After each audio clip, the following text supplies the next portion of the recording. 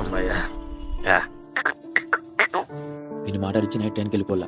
లే హరి, హరి. దొడ్లో ఉన్నాడప్పయ్యా. సరే అన్న. ఏం చేస్తాడు వీడు? లే హరి.